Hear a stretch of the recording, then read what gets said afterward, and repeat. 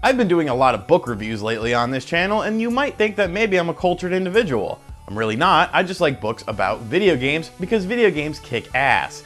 Now, you might remember when I first started up this channel, I reviewed a book by Brett Weiss called The 100 Greatest Console Video Games 1977 to 1987. This is an awesome book. I'm going to put a link to the review that I did on the screen, and you can check that out. But this book is super cool. Hardback, color pictures, lots of information. I really enjoy this book.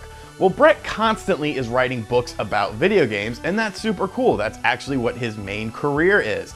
And Brett has a brand new book out that chronicles a really cool system along with two other systems. This book is called Classic Home Video Games 1989 to 1990, and this book is basically a guide to the Sega Genesis, Neo Geo, and TurboGrafx-16. Now, the Sega Genesis, of course, I'm a huge fan of, as you guys know. That was my main system as a child. But the Neo Geo and TurboGrafx-16, those are kind of unmarked territory for me. I'm not as familiar with those. So what is this book all about? Did I learn anything? Did I get some cool information? Let's find out and do a review of the Classic Home Video Games 1989 to 1990.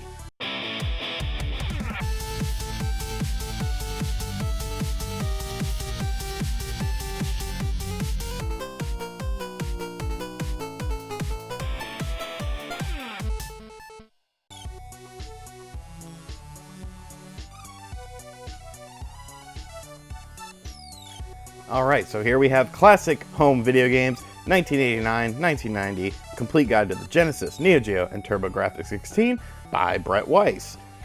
So as we open it up, we can see this is a softcover book. That's cool though, because softcover is obviously cheaper than hardcover books. You have a little preface, and without, much frills or whatnot, we're right into the system. Now, each system has a nice sized, write-up on it. Basically, the history of the system, so on and so forth, what the system is all about, how much it was at retail, all that kind of cool stuff. So good information here. And then you get into the games. Now, this book covers every released North American title for these three systems, the Neo Geo, the TurboGrafx-16, and the Sega Genesis. Now, while I'm a big Genesis fan, the Neo Geo and the TurboGrafx-16 are just two systems that I'm super just not familiar with because I never had them as a kid, and I actually still don't have them as an adult. So I did learn some cool stuff from this book though. Looking at the King of Fighters series, you have King of Fighters 94. They made King of Fighters on this console until 2003. The Neo Geo had 2003 physical releases. That's crazy, and this was released actually in 2004 according to this. So that's a lot of years of games on this console, and it was such a unique console.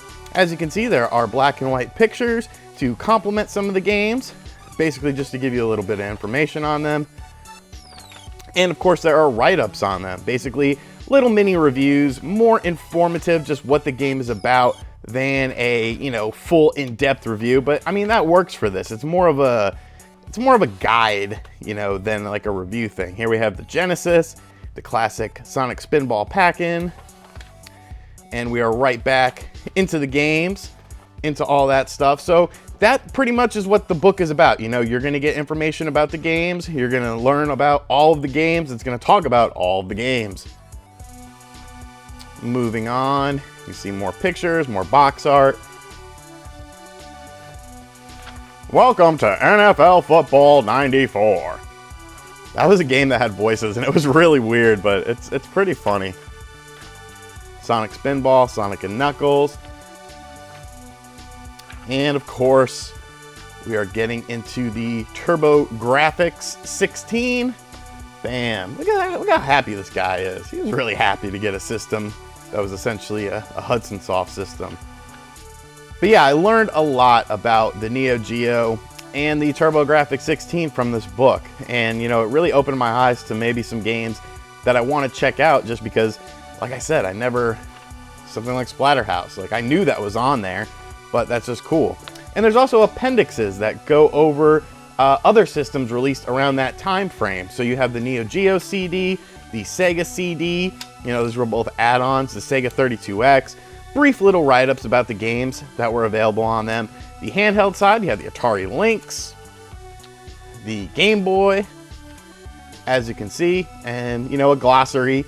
If you don't know all the terminology, you get a little glossary in there. And then of course the index, if you want to look up a specific game.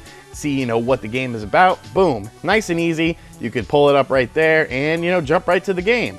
So, what do I think about this book? Let's find out.